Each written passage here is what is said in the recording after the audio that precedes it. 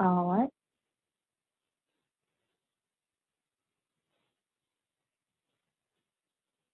Good afternoon, everybody. Good morning on the West Coast. I'm Carla Carter. I'll be the co-host for this afternoon's transcript reading. We are reading transcripts of Dr. Henry C. Kinley in chronological order. We're reading it just as it is, titles and names used in the beginning, to get the full experience of the true progression of this great teaching of the divine vision and revelation, given direct from Yahweh, our Elohim. The transcripts that we'll read today, the first one will be correlation of the ramification, and that's the last lesson of the yellow book. And then we'll go into the 1958 video.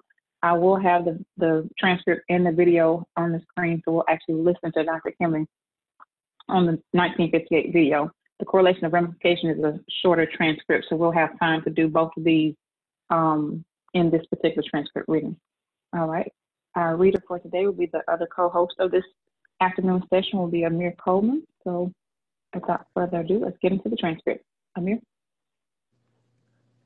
This is the correlation of ramification lecture given by Dr. Kinley in 1959. In earlier lessons, we have studied the divine vision and revelation. We have seen the creation of heaven and earth. We have analyzed and charted the verifications of the pattern in the Godhead, in nature and science, in man made in the image of God, throughout the Bible in recorded history. Now, let us consider the relatedness of the biblical recorded history. Now let us consider the relatedness of all the biblical happenings, which by their correlationship and extensions backward and forward from any point in the events of biblical history, give final proof and substance to the divine authenticity of that which is written in the Holy Scriptures. Since God used the meeting with Moses atop Mount Sinai as the basis for first revealing his physical creation, the threefold pattern of the universe, let us examine the correlations and ramifications from that point, backward and forward, to show the consistency, the planned pattern that God had prepared for mankind. Accompanying this lesson is an illustration entitled The Correlationship of Biblical Events.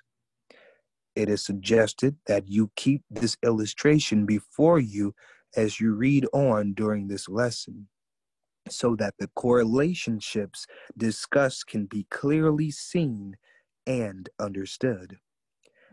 As you know, God appeared to Moses and instructed him to return to Egypt to deliver his people, the Israelites, out of bondage. Moses returned to Egypt in accordance with Yahweh's divine instruction, God's divine instructions, and after the pouring out of the 10 plagues, the pattern for the Exodus occurred, which is commonly known as the Passover. Thus, our beginning is in Egypt, and the Stygian night of the Passover, when God, by the phenomenal cloud and the hand of Moses, led the 12 tribes of Israel out of the plague-torn, chaotic land of Egypt, through the miraculously divided waters of the Red Sea, and into the wilderness of Sinai in the year 1491 BC. Shortly after Moses had led the children of Israel into wilderness, God spoke from Mount Sinai and gave them the law. Afterward, God called Aaron, Nadab, and Abihu and 70 of the elders of Israel up into Mount Sinai, where they saw in a vision the God of Israel. Thereafter, Moses remained in the mount, while the others returned to camp. It was at this time that God manifested himself to Moses and those who accompanied Moses in the incorporeal form of a man or a great anthropomorphic being. For purposes that we will subsequently discuss in greater detail, let us establish that God wanted Moses and others to know that he was the God of Abraham, Isaac, and Jacob, or in other words, their God, the God of Israel, also that he, God, was to manifest himself in the flesh in the form of a man to fulfill the law and the prophecies at a later time. Additionally, that after God had manifested himself in the flesh as the Messiah, fulfilling that which was written in the law and by the prophets, foretelling of his death, burial, resurrection, and ascension, that he would appear to John on the Isle of Patmos in a vision, confirming that he, the God of Israel, was the Alpha and Omega, the beginning and end, the Almighty God, the creator of the universe. The transmutable counterpart of spirit, or the threefold Godhead, was spontaneously transformed into the apparent ethereal darkness and chaotic physical substance which Moses saw and recognized to be the heaven and earth in his vision of the creation. This heaven and earth which Moses saw in the vision within the midst of the cloud was in the same chaotic condition as the land of Egypt after the pouring out of the 10 plagues and before the Israelites departed from Egypt. In this comparative type, we are using the Red Sea for a boundary line between Egypt and the wilderness of Sinai. Or in other words, we are using the mystic darkness and waters of the Red Sea to completely surround the plague-stricken chaotic land of Egypt. From within this ethereal darkness and chaotic mass, Moses heard God speak the words, "Let there be light," and there was light. After the dawn of cosmic light, and from within this great chaotic mass, Moses saw God, the heavenly anthropomorphic being, or threefold archetypal pattern, systematically create the heaven and earth with its vegetable and animal kingdoms, as Moses had known them before, and as we know them now. In this vision, God is speaking and dealing with this parent mass during the 6 solar days of Moses' vision.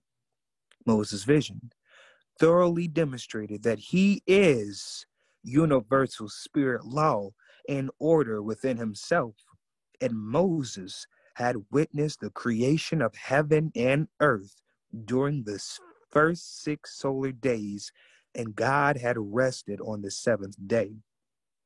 God called unto Moses out of the cloud and gave him the first tables of stone, and with the law of commandments engraved thereon by the finger of God. God instructed Moses to place the tables of stone with the commandments written thereon inside the Ark of the Covenant in the most holy place in the physical tabernacle. Moses, upon descending from the mount, observed the children of Israel disobeying the commandments of God by worshiping a man-made idol, the golden calf. Moses became so angry that he threw the tables of stone upon the ground and broke them.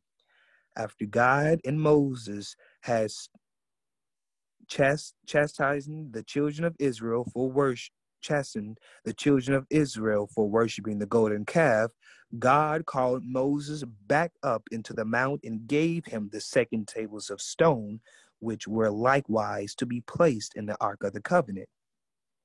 In correlating all significant events and happenings in biblical history, we now come to one of the most significant correlationships.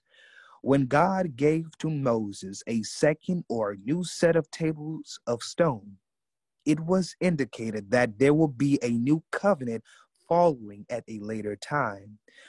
The new covenant will be written in the heart and mind. See Jeremiah 31 through 34. If we subtract the 7 days, including the Sabbath, from the 40 days and nights which Moses remained in the mount with God, we have a balance of 33 days during which Moses remained in the mount after he saw the vision of the creation, counting, as we are told in the book of Numbers 14:34 and Ezekiel 4:6, 1 day for a year. We have a balance of 33 years, which is equivalent to the word of God manifesting in the flesh. Or in other words, the total lifespan of Jesus, the Christ or Messiah on the earth plane, fulfilling the law and the prophecy. According to the book of Genesis, written by Moses after seeing the creation of the heaven and earth, Moses witnessed the creation in logical sequence, from the first day through the sixth, and then to the seventh, or the Sabbath day, when God rested. At a later time, the Apostle John was to state that he was on the Isle of Patmos, surrounded by water, on the seventh day, or the surrounded by water on the Lord's day, or the seventh day when God rested from his creation. Moses, having seen God, the Alpha and the beginning of creation, and John having his vision of the same God, or the Omega, or ending, is the reason that is said that Moses looked from Alpha to Omega, while John looked from Omega to Alpha, thereby verifying and confirming the fulfillment of all things which are written in the law and the prophecies and accomplished by the Messiah, or Jesus Christ, to manifest his entire purpose and plan throughout the dispensations and ages, or from the beginning to the end, or from the first to the last. Now let us correlate the first 3 days and nights of Moses' vision of the creation of the heaven and earth to the first 3 days and nights journey of the Israelites under and guided by the phenomenal cloud when they made their exodus from the plague-stricken, chaotic land of Egypt to the Red Sea. The burning cloud under which the children of Israel moved can be likened to the forming of the light in the heaven, or elimination of the carboniferous darkness by cosmic light, which was the evening and morning of the first day in the book of Genesis. On the second day, the waters above. Let me read that part over again. I'm sorry. The burning cloud under which the children of Israel moved can be likened to the forming of the light in the heaven, or elimination of the carboniferous darkness by cosmic light, which was the evening and morning of the first day. In the book of Genesis, on the second day, the waters above were divided from the waters beneath. That is, the hydrogen and oxygen in the region of the atmosphere which form the waters on the face of the earth, or Red Sea, were divided in a solid space, or, or, or firmament prevented further mixture of hydrogen and oxygen from creating the formation of water on the face of the earth from the atmospherical heavens. In the same manner, the Red Sea was divided, and there was no further water during the Israelites' journey. On the evening and the morning of the third day, God divided the waters of the face of the earth and let the dry land appear, forming rivers and seas, and the vegetation grew up through the surface of the earth. This is comparable to God dividing the waters of the Red Sea and forming a passage with a wall of water on either side at a high east wind, drying the passage, and instead of the seed of vegetation appearing, the seed of Abraham or the Israelites passed through the Red Sea, being immersed or baptized in the cloud and in the sea on dry land, and coming out of the other side of the Red Sea into the wilderness of Sinai, which was the evening and the morning of the third day. By further correlation, this is also comparable to the seed of Abraham, or the Messiah, being buried in Joseph's new tomb, and darkness appearing over the face from the 6th to the 9th hour, and his resurrection on the third day, in the third year of his ministry, and a 3-day journey and baptism of the Israelites in the cloud and in the Red Sea, which corresponds to the third day of the creation. In other words, the same repetition by the archetypal pattern, the migratory pattern, and the threefold tangible pattern, which is also called the tabernacle of God in the wilderness of Sinai, all verify and confirm each other. In order to thoroughly understand every detailed phase and operation of God's purpose, we must study the complete journey of the children of Israel from Egypt through the divided waters of the Red Sea, through the wanderings into the wilderness of Sinai, through the building and consecration of the tabernacle, and after the death of Moses, the entry through the divided waters of the river Jordan under the leadership of Joshua in the 450 years of occupation of Canaan's land, to the building and dedication of Solomon's temple in the 490th year after the departure of the children of Israel from Egypt. This 490-year span completes the first typical cycle of events under the dispensation of the law. In this manner, God foretold and foreshadowed coming events through the ages.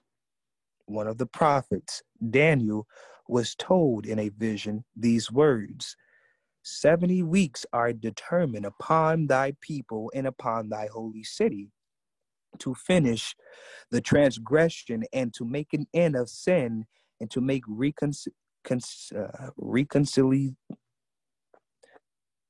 reconciliation for iniquity, and to bring in everlasting righteousness, and to seal up the vision and prophecy, and to anoint the most holy.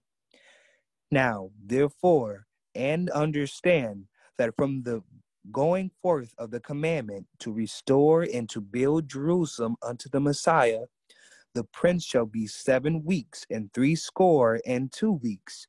The street shall be built again, and the wall, even in troublous times. By correct interpretation of the 70 weeks, we derive the period of 490 years. It was 490 years from this vision of Daniel's until the coming in the flesh of Jesus Christ and his crucifixion. In a subsequent lesson on the subject of Jesus Christ, We will discuss Christ as spirit materialized and indicate the prophecy of his coming, the indication of Jesus of Nazareth and the Christ, and the conclusive proof and verification that Jesus Christ was the Son of God sent into the flesh. We will take up more fully correlationships and ramifications of the types and shadows of the entire archetypal pattern of the universe.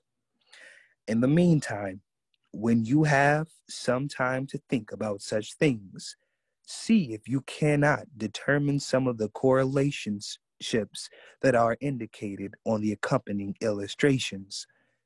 How many correlationships of 3 days can you find? How many correlationships of 3 days can you find going from darkness or from the outer court round about to the intangible sanctuary of the threefold pattern of the universe into the first veil? Or is it the Red Sea? How many sequences how many sequences can you find going from Egypt to Canaan's land, or the allegorical temple of Mount Moriah, and the way that John would have to see his vision if the creation of the universe was as it was, or by what relationship would the transfiguration and ascension of Jesus Christ be comparable to the people who accompanied Moses to the mount atop Mount Sinai?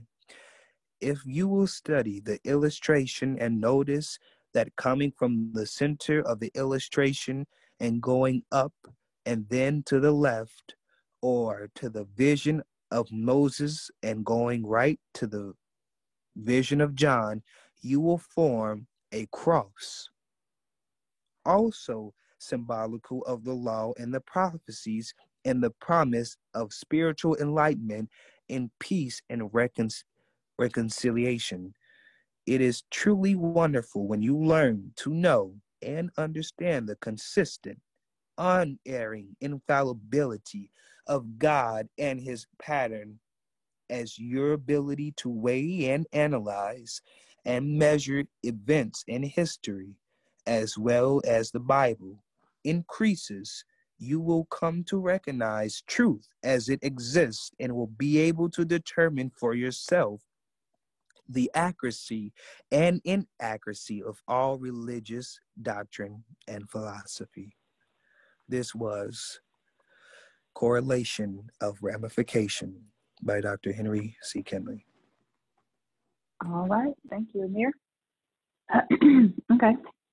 Any questions or comments on what was just read?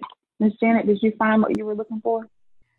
Yes, I did. It was in the second paragraph, but I'm thinking we can use the Moses charge to actually correlate those things in the transcript too, because it does have everything in there, the migratory tract and those. Yeah. I think when he was talking about it's the part where he was talking about the illustration where he talked about going up and to the left to Moses' vision, to the right of John. This is the chart that he was talking about on this part. I think on page 2, though, I think he was talking about the tabernacle pattern, illustration of the tabernacle, because I was looking for what you were talking about. I think in the second page, he says, I think this is it here. Was it here? Maybe over on this page, we talked about the illustration, the pattern given to Moses. But I think that he was talking about the tabernacle pattern on earlier in the lecture, but then he's talking about the Moses chart later on in the lecture. Yeah, because he called it an illustration entitled "The Correlation of Biblical Events." That made me think of the Moses chart. Yeah. What I got out of it, I like, is towards the ending, 1, 2, 3, 4. fifth paragraph to the last, where it starts in other words, the same repetition by the archetypal pattern, the migratory pattern, and the threefold tangible pattern, which also called the tabernacle of God in the wilderness of Sinai, all verify and confirm each other. I like that. And he continues to go down and explain, in order to thoroughly understand every detail, phase, and operation of God's purpose, we must study the complete journey of the children of Israel, and so forth and so on. So I just like how when he went through and did the comparison, he lined them all up. I liked how he did that. Each part, he lined it up, core roundabout with the pattern and the migratory pattern, how he went, in sequence. So that was, I liked it that way. So I just, I thought that was significant how he did that. That was very good in understanding the correlations. And you can see your 1 through 3. 3 days and 3 nights that Jonah was in the belly of the fish. I'm looking at the Moses chart again. What was that? Moses, Aaron, Nadab, and Abihu, and then you got Joshua, and I forget who is Peter. Who was it? Peter, John, and James? I forget. When Joshua transfigured up in the mount, and you had the 3 disciples or apostles there. No, it was Peter and John. Was it Peter, John, and James? Because you had an elder and you had the 2 brothers. You had the 3. As in, you had Aaron, Nadab, and Abihu. You had the elder and the 2 sons there. So you had the 3 and 3 with Moses up in the mount and Joshua transfiguring up in the mount, showing them. It looks like I see 2 more heads here. But anyway, I'm going to try to find my 3s in this chart with the children of Israel, because they have a lot of things depicted on here. Yep. It was all One good. thing I just like that, Yeah. It was. One thing that kind of stood out to me on page 2, this last part here, where it says, it was at this time that God manifested himself to Moses and those who accompanied Moses in the incorporeal form of a man or a great entity. So it's not a light thing, because it says shortly, God spoke from Mount Sinai. They didn't see a similitude. They just saw that cloud. And he spoke from Mount Sinai and gave them the law. Afterward, he called Aaron, Nadab, and Abihu and 70 of the elders of Israel up into Mount Sinai, where they saw in a vision the God of Israel. Thereafter, Moses remained in the mount while the others returned to camp. It was at this time that God manifested himself to Moses and those who accompanied him in the incorporeal form of a man. So at first, all of Israel, on June 6th, all of Israel saw that cloud, that phenomenal cloud that spoke to them from Mount Sinai. And then he called up Moses, Aaron, Nadab, and Abihu into the mount, and everybody else went back to the camp. So Nathan, Dathan, Korah, nobody else saw Elohim, only those that accompanied Moses. And then that's when it said God manifested himself, or Yahweh manifested himself to Moses and all of them as Elohim. So my whole point is, we can't keep leaving him off in the abstract somewhere off in that cloud somewhere as if he's not doing anything. He was the one that manifested himself to Moses. He was the one that spoke the law down from Mount Sinai. He was the one that manifested himself to them as the great anthropomorphic being, as Elohim. And it says, for purposes that we will subsequently discuss in greater detail, let us establish that God wanted Moses and the others to know. This is why he did this. He wanted them to know that he was the God of Abraham, Isaac, and Jacob. Or in other words, their God, the God of Israel. He wanted them to know that. Also, that he, God or Yahweh, was going to manifest himself in the flesh in the form of a man. That's why he took on shape and form in the shape and form of a man, so that they would know and understand that he was going to manifest in the flesh as a man too. Not anybody other than Yahweh, but Yahweh himself was going to later on manifest himself in the flesh in the form of a man to fulfill the law and the prophecy at a later time.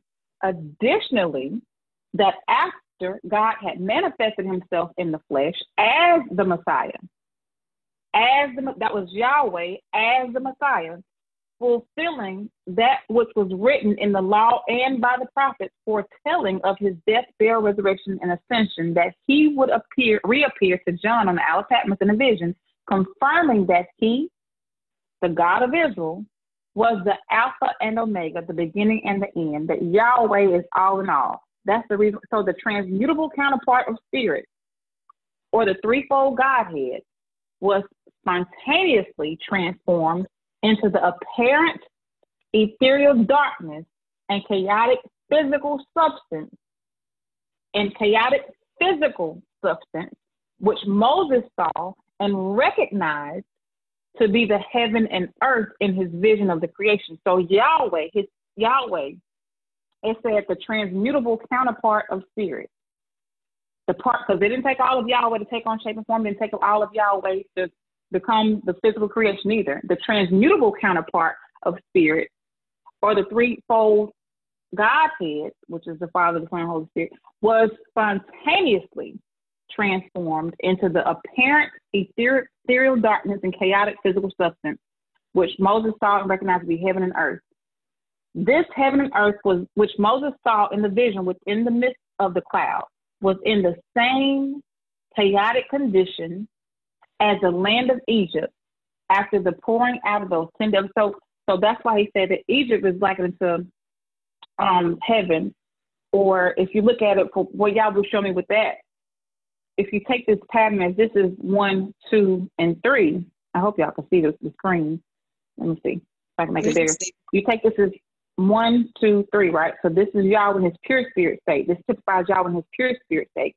Now, after Moses fled Egypt, Yahshua wasn't down there yet. He didn't appear down there until 10 years after Moses left, but they still didn't know who he was. It wasn't made known who he was or anything. What they had to follow, they weren't following Yahshua the Son of Nun. They were following this cloud. So this cloud appeared down here in Egypt. This is Yahweh in his pure spirit state. You see, it was darkness. It was chaotic. This is him coming from chaos. Then in this state, of course, it had to be in the wilderness when he transfigured before them as Elohim, because you have to pick them up. This is the second state. This is the second state, right? This is the first state, abstract. This is intermediate. This is the second state. So, of course, when they were here, that's when he had to appear to them when they were out here in the wilderness, Mount Sinai.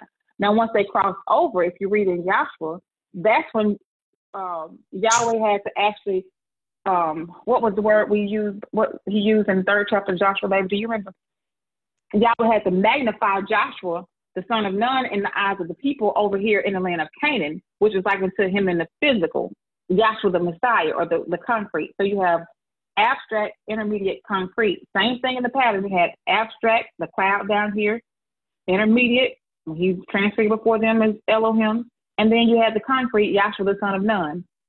It's the same pattern that he was using here too. I was like, goodness gracious, when I saw that was beautiful to me. I hope y'all see what I'm saying.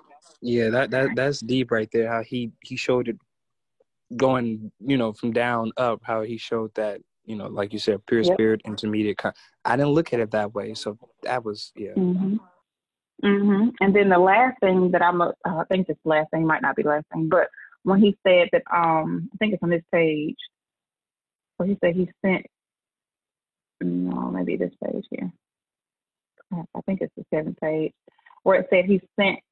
Right here, it said that in a subsequent lesson on the subject of Yahshua the Messiah or Jesus Christ, we will discuss Christ as spirit materialized and indicate the prophecy of his coming, the identification of Jesus of Nazareth as, I'm going to use the right one, of Yahshua of Nazareth as Elohim, Because remember, we learned in lessons before that Christ is speaking to Elohim and Jesus is speaking to Yahshua. But anyway, and the conclusive proof and verification that Jesus Christ or Yahshua Messiah was the Son of Yahweh sent into the flesh.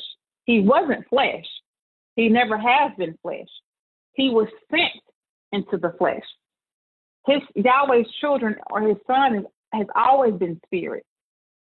He was sent into the flesh to come and redeem us out of the flesh, just like he was sent down into Egypt to bring him up out of Egypt. But he was not an Egyptian. He was never part of the flesh, period. He was never in bondage even when he was down there in Egypt. We were.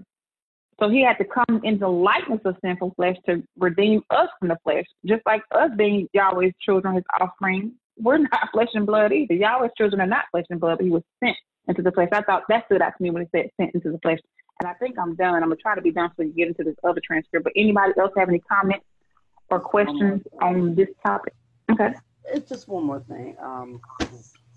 It is, I don't have a word for it, but Yahweh is something else. He brought this thing in by his son, and he's taking it out by his son. Mm-hmm. Coming in through his son, and we're going out through his son. And that just the simplicity of that is all inspiring. Something else. Mm-hmm. Right. That's right. And the mystery of it is that the Son is Yahweh. Yeah. That's the mystery. He did it all. Yes, he did. But it's not a mystery to us. Not to us. It's a repeat. It's just like what Joshua was like, well, I did this. Yahshua, the son of God. He was like, I got you. I delivered. When he started telling the children of Israel, it was I who did it. Same thing, Yahshua. Yahshua was the, Yahshua is Yahweh's salvation. So, because right. when you look at, that's right. That's right. Because when you look at David and Solomon, that's a perfect example to me. David's desire was to build a temple for Yahweh, a house for Yahweh. Well, David couldn't do it. Yahweh said his hands are too bloody. I'm going to mute somebody. Y'all out for a second because I hear background noise. Let me see. I hear some type of, y'all reach step out for me, whoever's not muted out. I hear feedback. Anyway, thank you. Who that was, but thank you. So with David and Solomon, David's desire was to build a temple or the house for Yahweh. He couldn't do it. His hands were too bloody. But Yahweh made him to know the pattern of it by moving his hand over his body. And so he passed the pattern of it to Solomon, his son, for Solomon to build it. Then David told Solomon, look, remember that dude that cursed me out when I was on the run or whatever? Don't let his head go down to the grave without blood now. You know what to do. And then over here, they were good to me, so you be good. So he gave me his will that he wanted him to do and everything. David promised that man to curse him out that he would let him live. But his son was to carry out his wrath for him, though. And so then Solomon built the temple, but it was according to the instructions that David had given him by the pattern that David had given him, and he carried out the will of his father as well. And it was in Solomon's temple that there was a court for the Jews and for the Gentiles, how they all were able to come into that one body, which is like the Yahshua Messiah, but he was carrying out the will of his father. Beautiful example to me. Ms. Helen, you had your hand raised? I just want clarification. You're saying that we're not flesh and blood. Can you kind of draw out what you mean on that when you say that we're not flesh and blood, we're spirit? Yeah, Yahweh's children. Yahweh's children are not spirits, is what I'm saying. Yahweh's children are not. Yahweh's children flesh and blood. He doesn't have flesh and blood children because he's spirit himself. The flesh is not counted. The flesh will not inherit eternal life at all. Right. Okay. So I understand that the flesh is not. In other words, we do have to take off this physical body. We are in a physical body, though, right? The spirit is dwelling physical body, and we just said that he came down and he manifested in the physical body. So I do understand that we need to worship Yahweh in spirit and in truth, and it's the inner man that's within this physical body.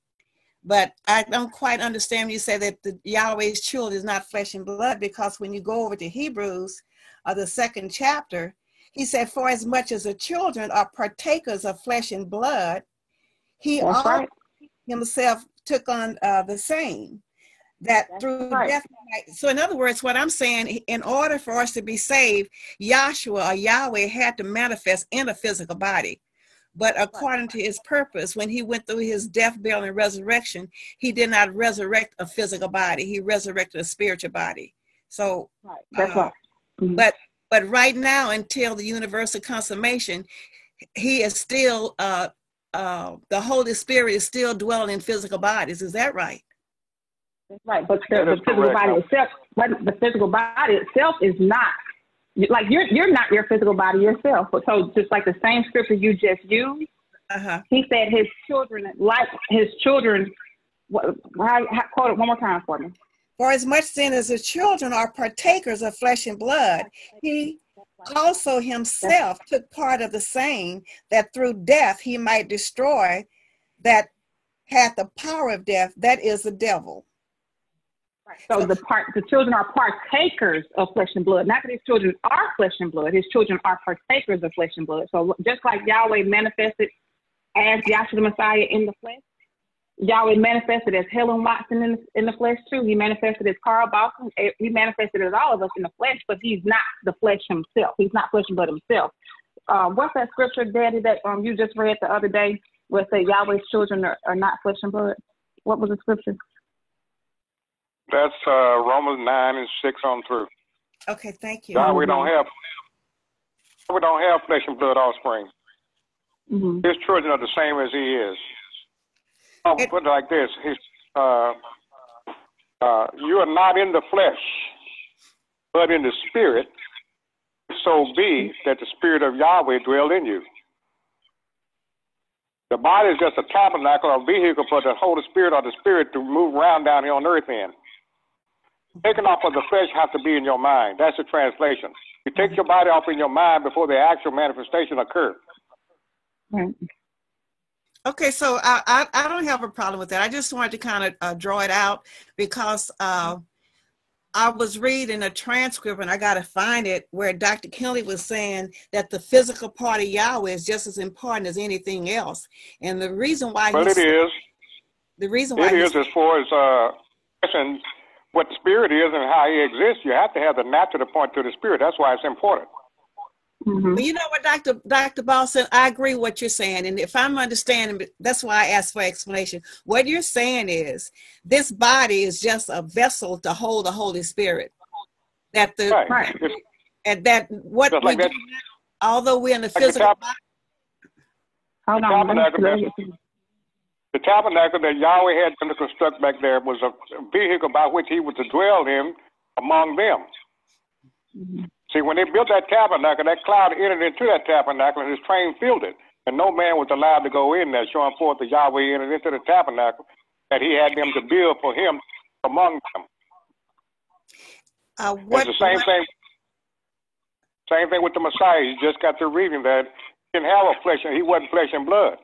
But see, that's what I need clarification, Dr. Boston, because a lot of people think that that body that Yahweh manifested in was not physical. It was not a fleshly body. And that's what I'm having problems with. I'll have to get more documentation, but when you go back to the unity of the Spirit, Yahweh has 3 states of existence, but 2 manifestations. And one of the manifestations that he existed is a corporeal state, which means physical, a physical body. I agree that he came in the likeness of sinful flesh. See, he came in the likeness, but he was in the physical body. It's just that that body did not go through 63 generations of that was from Adam that had that sin or that death in them. So we can talk about this offline. I don't want to get off into a lot of controversial stuff, and because that's not what this meeting is set up about. But I think that we're saying the same thing, but it's just maybe the way we're putting it out there. Right. So what? Let me clarify what I said first of all. Well, let me do that first. I'm not saying that Yahshua I do want to acknowledge. Let's continue. Not to say stop, but let's just make sure we do continue on. We will continue, but we don't. But right. We will continue, but we will never leave a question unanswered like that. That's right. That's why I make. That's why I said that. So not to get an understanding before. Right. It's more important to get an understanding before we move forward. Anyway, we got eternity to do these transcripts. So let me clarify what I was saying. I'm not saying that Yahshua was never never manifested in a physical body. I'm saying Yahshua himself is not physical at all. He's always been spirit. You have spirit manifesting in a real, actual physical body with real flesh and blood. He shed real blood. He had a real body, a real physical body. I'm not saying that. What I'm saying is that it was a spirit that transmuted, or that actually was formed in the woman's womb. He wasn't born of the flesh. He was born of Yahweh, and he was manifested in the flesh as Yahshua the Messiah. Yahweh is spirit, but he does have the ability and does exist in all three states: abstract, intermediate, and physical or concrete. Right now, Yahweh exists that way right now. So no, I wasn't saying that, we don't have a physical body on. I would be a fool to say that when I'm walking around scratching my physical body right now because I'm itching.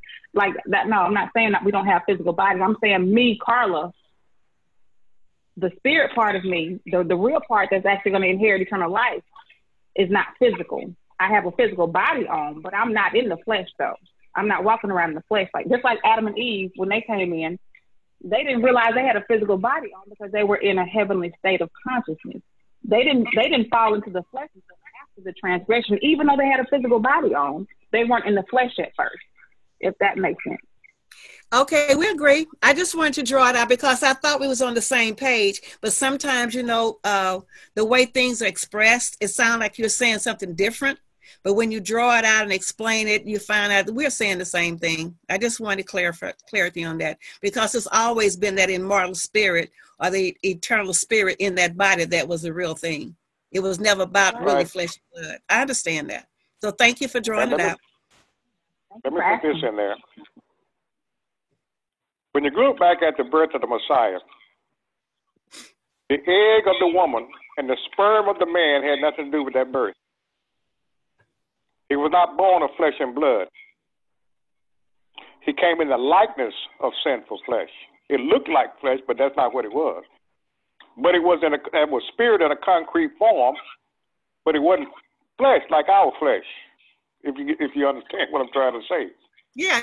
In other words, he didn't come through the blood of Adam. In other words, when that transgression took place, he didn't come through 63 generations of sin. He wasn't an offspring from the natural, but an offspring from the spirit. That's what you're saying, right? What I'm saying is Yahweh himself took on the appearance of a natural physical body. It was not flesh and blood like ours. Right. I think you'll find this him book. I think we went through this before. He explained that. I can't remember what. I know it was in volume 2. I can't remember where it was. I was trying to find it. He explained that he come in the likeness of sinful. But Miriam and Joseph had nothing to do with that. There was no egg and sperm involved in that.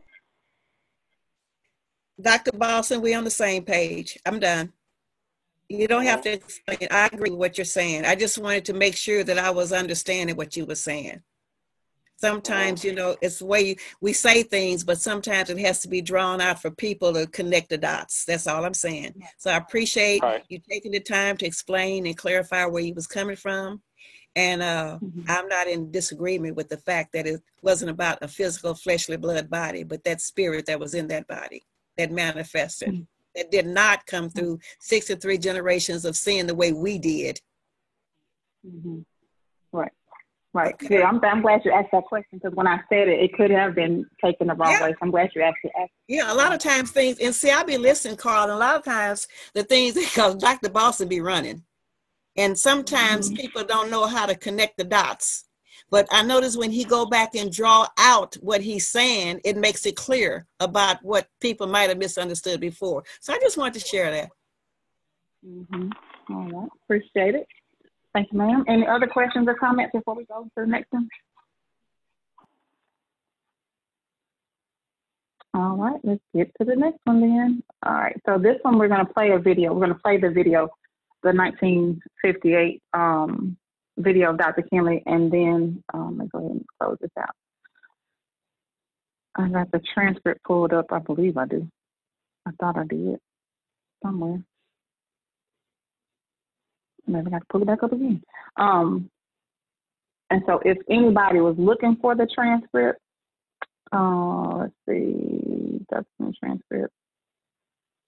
If anybody was looking for the transcript, if you go to the Pattern of Everything and type in 1958 video, it'll pull the transcript up for you. So if you want to read along with the transcript. So this is the transcript, the 1958 video.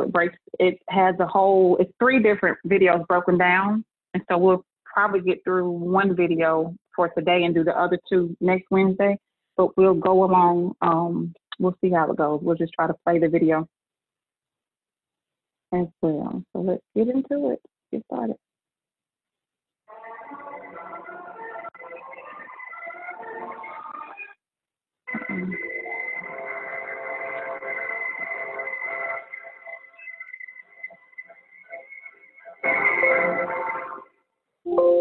God has a definite purpose and plan, which we are going to try hard to unveil to you so that you might have a profound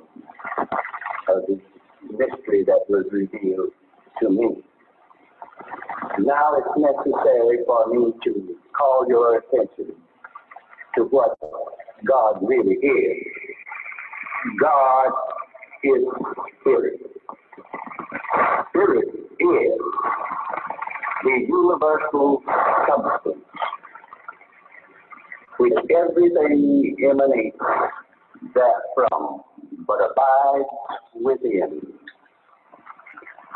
I hope you understand what I mean by the universal substance as I go through this illustration. Realize that nothing co-eternal or independent of God can exist at any time. Everything must emanate from that, as I will at this time attempt to illustrate to you through a physical body. The sperm in the physical body, which this picture shows, remember that there is nothing outside of this circle. This embraces the universe in its totality. And this represents sperm. Now I would like for you to realize that this that we have here is manifested in the physical body, in the regions that I will point to in the physical body. Consider this to be the womb. And in your consideration of it being the womb, that sperm is a secretion that is generated in your physical body. But in the Godhead, God is masculine and feminine united into one body. And the birth of the universe takes place in the same way that a child is born. The head first, and the remainder of the body comes on down from there. Now I would like for you to see and understand how the Godhead is explained in conjunction and connection with this. the secretion here that is in the generative organs of the physical body. God took on shape and form.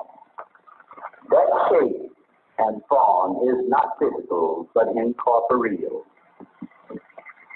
It took on the form of a man so that Moses and the prophets could see in visions, and the revelation of what they saw in the vision could be understood in nature. It was necessary for God to take on shape and form.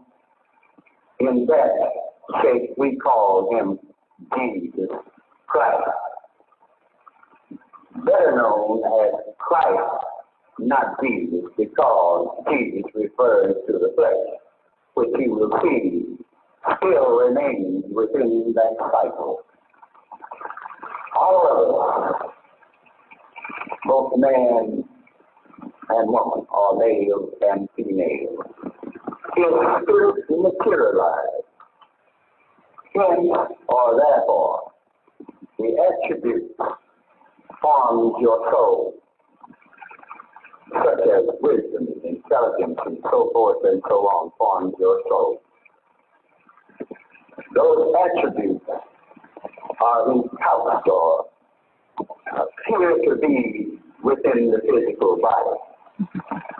Your mind, which is synonymous and equivalent with spirit, is God without shape and form. Therefore, you can, in bodily presence, be in one place, and your mind be in another. And so, therefore, I believe if you understand my expression, you can see how God, being all in all, took on shape and form, Christ. Later, took on physical form, transmutation, I have reference to, into that physical body. Those three form the concrete, and that is a picture of what you are as you are. So now I think that we understand one another. If there is any questions about that in the future, I'd be happy to answer. I know that it is not generally understood. So as we go about pointing these things out, we want you to remember the Godhead, the Father, the all in all, Christ, the incorporeal form that he took on before he began to create anything that was created.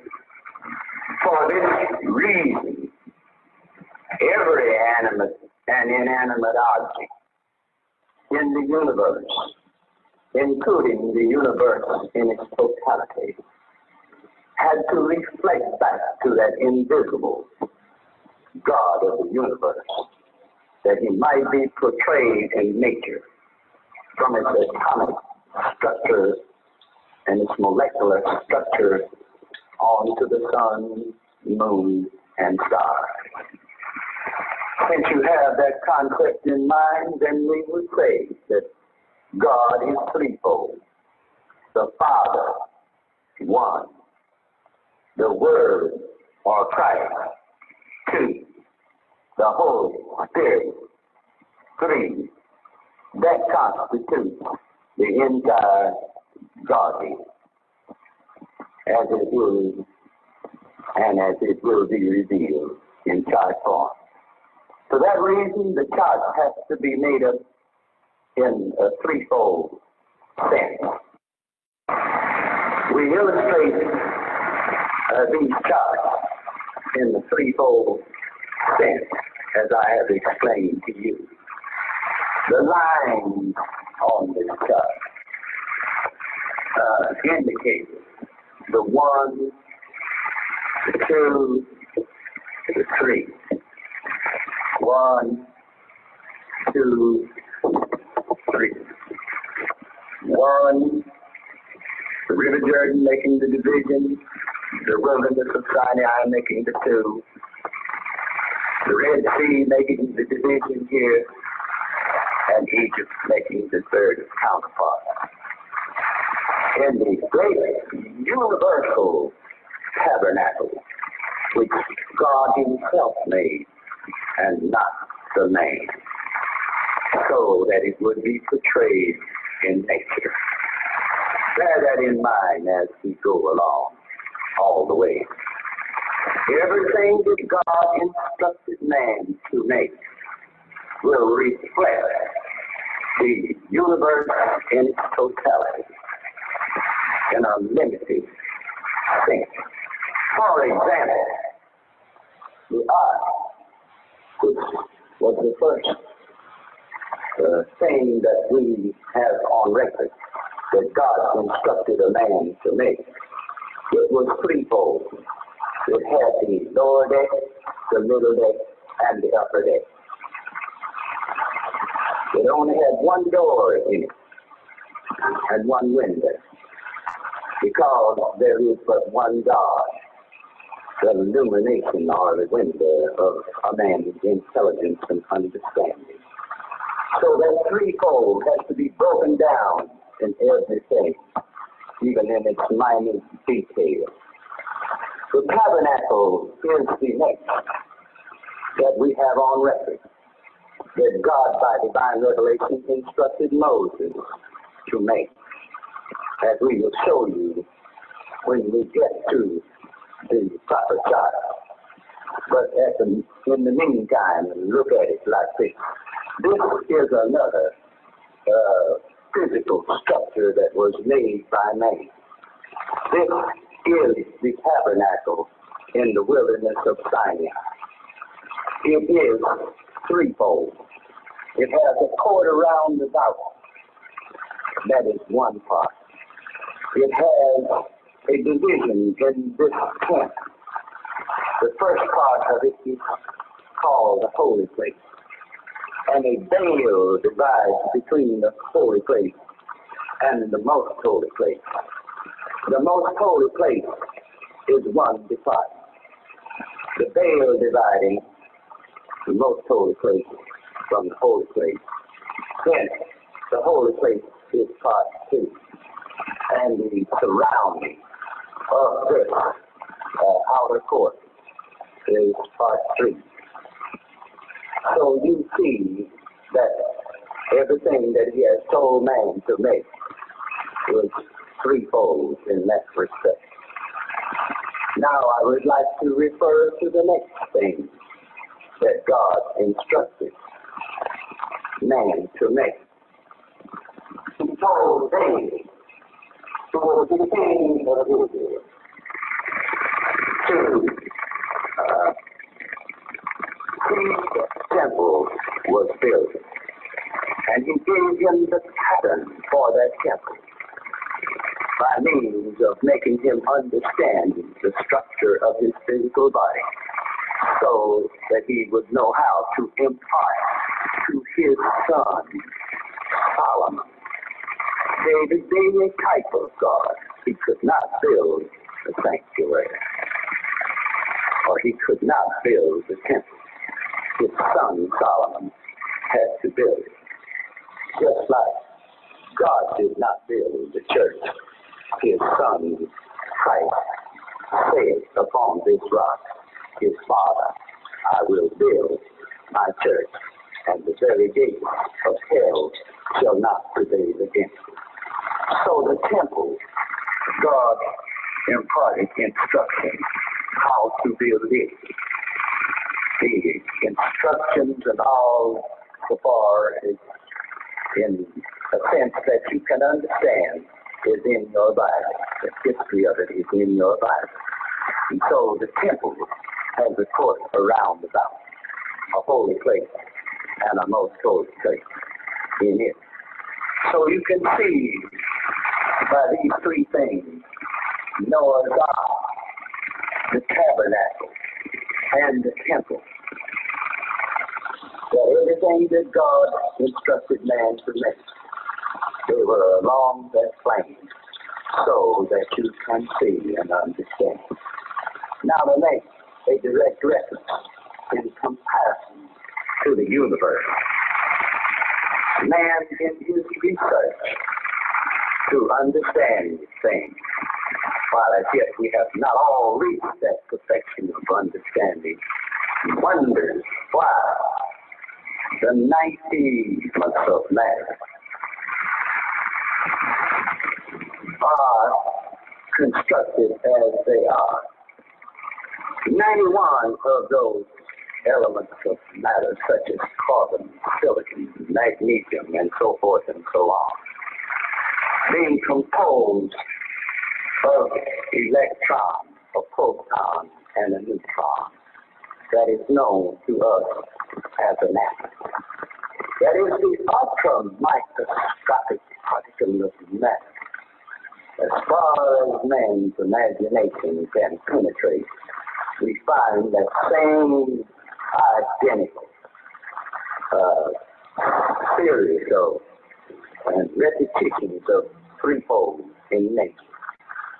The third thing that I would like to mention in reference to that is, as I know it to be, or as I understand it to be, is the helium atom. It is but twofold. And the reason why it is but twofold is because there is an incorporeal creation, and then there is a visible creation. And that absolute part is correlated with the invisible God that no man will ever visualize under any circumstance or condition.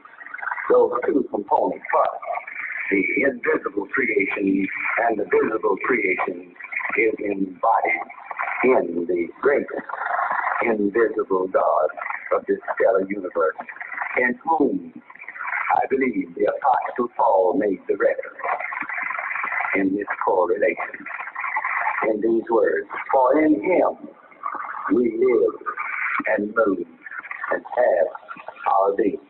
But no man has at any time ever seen God with his physical eye, in his reality, and as he is. Since I have called attention to the threefold counterparts of the Godhead, I would like to exhibit and explain by this chart, which we classify as the elementary chart. So follow my explanation in detail. Give me your undivided attention. The threefold composition of this chart will be understood in this respect. Egypt is number one. The Red Sea divides Egypt from the wilderness of Sinai. That's number two. The River Jordan divides Palestine, or Canaan's land, from the holy place, which is part three. Canaan's land is part three. Now, this is the greater and more perfect tabernacle. So then I will have to break this threefold composition of this tabernacle down in the places throughout this entire chart. So in the breakdown, it was impossible for us to draw everything as it really is. So you'll have to retain in your mind that I am breaking down these two factors, this migration from Egypt through the wilderness of Sinai to Canaan's land, which is the final destiny. And I also have to correlate this threefold tabernacle with this threefold migration. So in that sense, everywhere I refer to on this chart, one place is an analogy of the other, but it is all functioning within the Godhead. So now in order for me to break it down so that you can see, then I have to draw this tabernacle in parts. The brazen altar is located here in the outer court. The brazen laver is located between the tent and the altar. The brazen laver contains water. The brazen altar shows the blood. So then we have the blood and the water. The priest always must be washed, as Moses brought. Aaron, the high priest, Nadab and Abihu, to the door of the tabernacle and washed their flesh and put on the linen garment, as you see the linen garment here in this picture, before they could enter into the door of this. That shows physical sanctity before entering into this tabernacle. Every day in the year, the high priest went into the interior of this tabernacle. Once a year on the 10th day of October, which is called the Day of Atonement, the high priest went in to the most holy place through that veil. And there I will explain further as we go along what his business was, why he went in there. So now, what at this time I want you to see is this threefold composition all the way through this tabernacle, which is the pattern, and any digression or deviation from that pattern is an error in any man's concept or philosophy or interpretation of the Holy Bible. The Holy Bible is made up just like that. And if you follow through, then, as I told you in the beginning, we are weighing the divine authenticity, the accuracy and infallibility of the Holy Bible, excusing interpolation, which means spurious injections and mistranslations from the original manuscript. So watch the threefold composition. Here we must have the representation all along this line with blood all the way through. This line here is the dividing line of this chart. This is the top of this chart along this line. This across the top is not related to this directly. So give your attention in these places along here. And remember, when I go to the bottom of this chart that is down in here, I'm pointing to the same things along there as 1, 2, 3, as 1, 2, 1, 2, 3, 1, 2, 3, 1, 2, 3, 1, 2, 1, 2, 3, all along.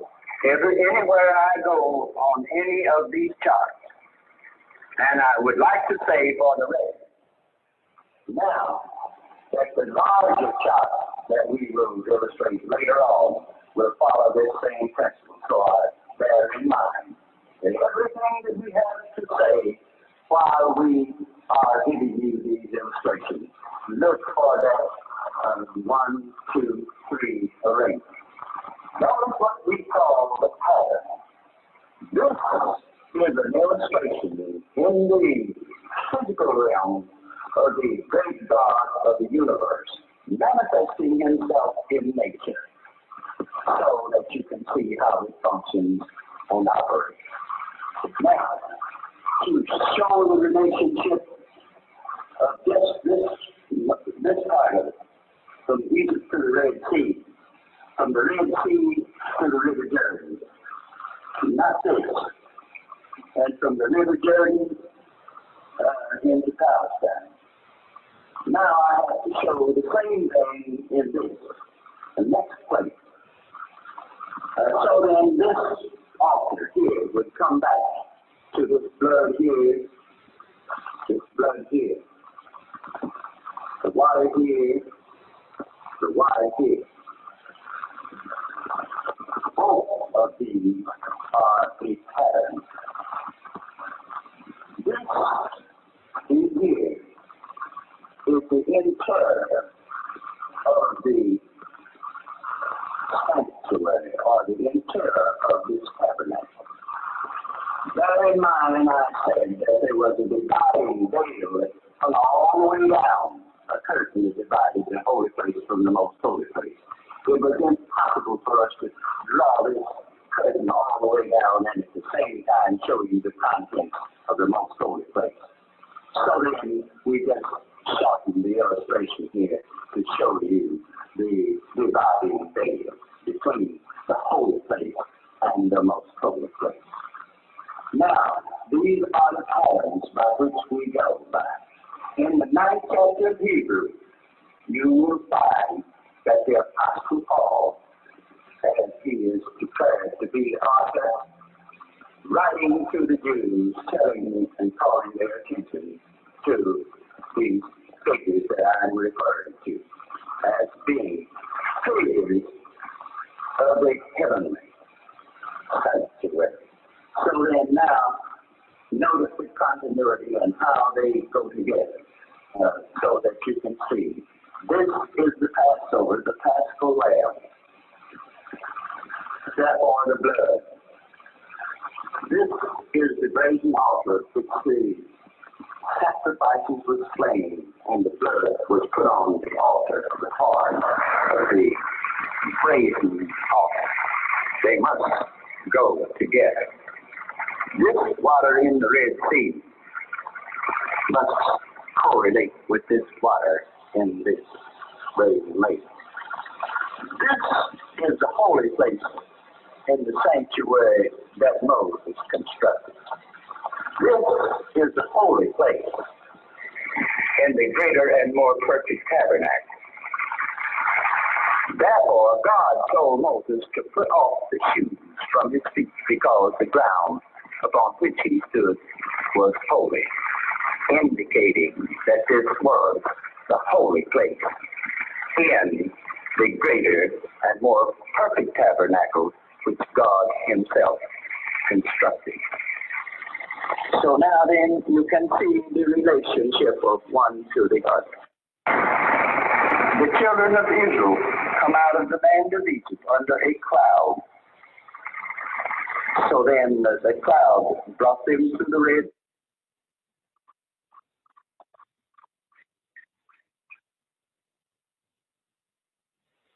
All right, that was part 1 of the 3 different sessions of the 1958 video. Not sure what we are, what page we're on. Let's see. We are on page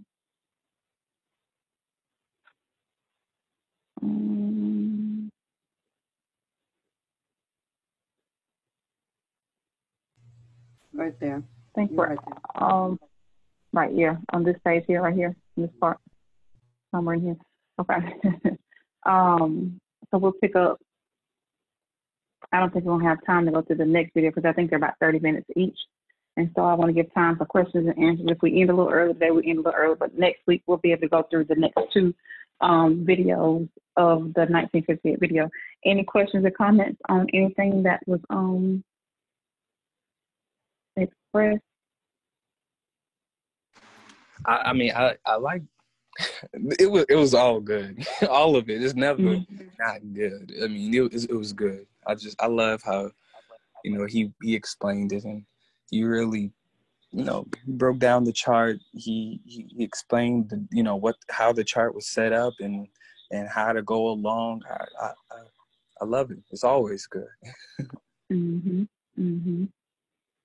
What I did as it was going along, I was writing down the minutes and seconds of different things that I wanted to point out or whatever that I thought were interesting. So I would suggest if anybody else wants to, or they can actually go along in the transcript as they're reading and point out certain things. But I have written down 6:15. I don't remember what it says, so I'm going to see real quick. I know that it's not generally understood.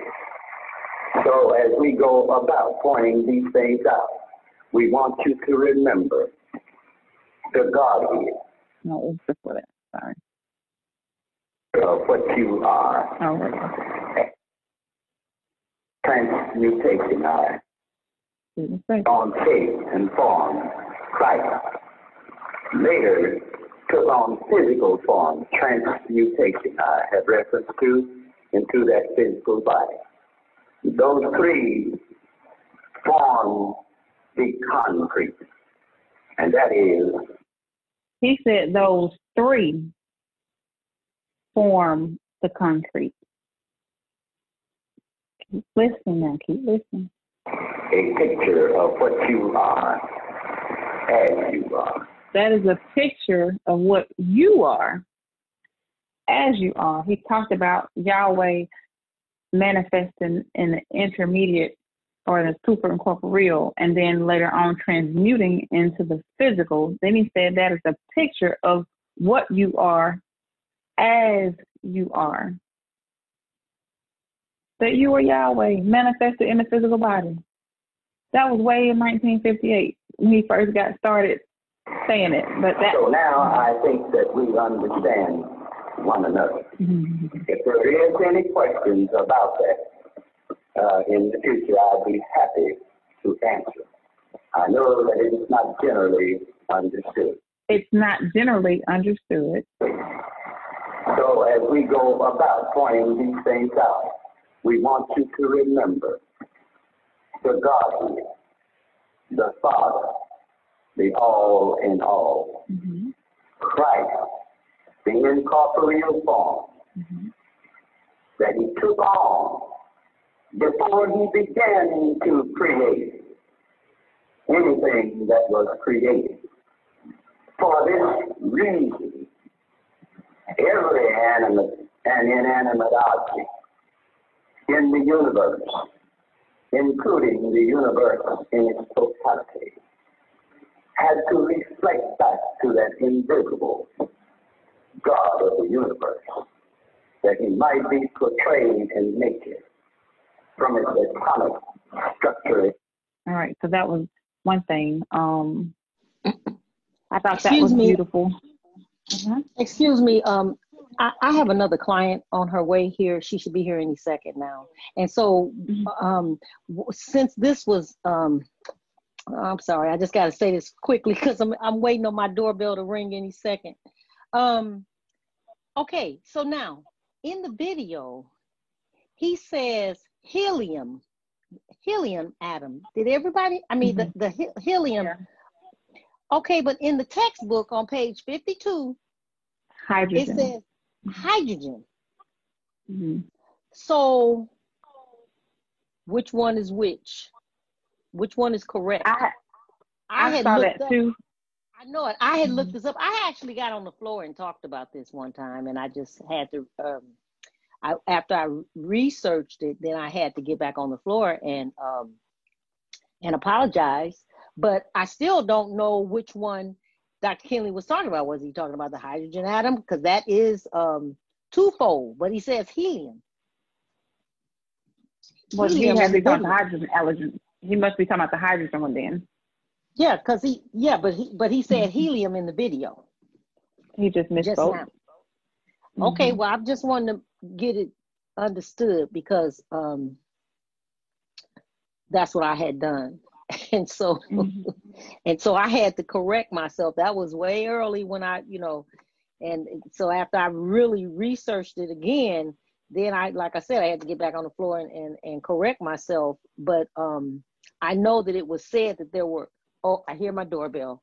I know that it said that there's over 200 mistakes in the textbook. So anyway, I was thinking that was one of them. Okay, my client is here.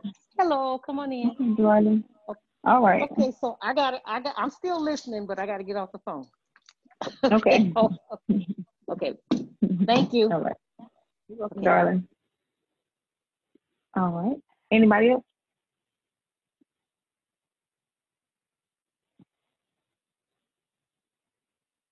One other thing. I think it's around here. Absolute part is correlated with the invisible God that no man will ever visualize under any circumstance or condition. He said no man will ever visualize. You can't visualize them. Then those two component parts, the invisible creation and the visible creation, is embodied in the great invisible God of this stellar universe, in whom I believe the Apostle Paul made the reference in this correlation, in these words: for in him we live and move and have our being. But no man has at any time ever seen God with his physical eyes. With his physical eyes. I just thought that was pretty how he was real clear on what he was saying there. But anyway, any other questions or comments on the first part of this lecture? Okay. Well, all right, then what we're going to do, we'll go to the next two. It's two more sessions. Two more parts to this. We'll do those on Wednesday. And of course, if anybody wants to actually go along with the transcript, they can actually print it out or either have it on their phone and go read along with him as he's going. We are on what page is this? Page 5 of those 11 pages. In the second. And Carla, Mm-hmm. so Wednesday, we won't be reading a transcript after the video. The only reason why I ask is, if not, maybe we can replay what we watched, just a refreshment. And plus, with time and all, we can replay this plus what we missed today, if we don't have another transcript. So, yeah, no, that's perfect. That'd be perfect. Mm-hmm. Yeah, we can watch the whole video. The next one could be the whole video in its entirety. But no, it's good that you played this one, because it's always good to hear it over again. You might have missed something. So, just a suggestion. Very good. I agree completely. That'll be good. So we'll listen to all 3 sessions back to back, so we can get the whole train of thought. So that'd be good. Okay. Perfect. All right. Also, it's funny that he was talking about the chart in this one, because this coming Sunday, we haven't had any Sunday calls or anything like that for a while. But we're going to use Sundays for special Zoom sessions, and the one that we're going to have this Sunday, we're going to go have some people going through the charts for us, explaining the charts. And so the first Sunday session coming up will be going through the 40-plate chart and breaking the 40-plate chart down and explaining the different plates on the 40-plate chart. And then we'll have part 2 of that next Sunday, going through the ages and dispensations chart and all of the other charts, the Daniel chart, things like that, so we can actually break the charts down and understand exactly what's on the charts and the different scriptures, and try to get more of an understanding of the vision that was actually put on the chart. So I'm excited about that. So that'll be Sunday starting at 6:30 p.m. Central Time, 7:30 p.m. Eastern Time, and 4:30 p.m. Pacific Time. And so we'll have that one on Sunday. And then I think we're going to follow up the next Sunday, because I know we can't do all the charts in one session. So it'll be 2 hours on Sunday coming up. And then the next session will be the following Sunday. I don't think we have any other announcements. Okay, if nothing else, we're going to go ahead and conclude with the doxology. All right. Now to him that is able to keep you from falling and to present you faultless before the presence of his glory with exceeding joy, to the only wise Elohim, our Savior, through Joshua the Messiah, our Sovereign, belong glory and majesty, dominion and power, both now and ever. Let us all say hallelujah. Hallelujah. Hallelujah.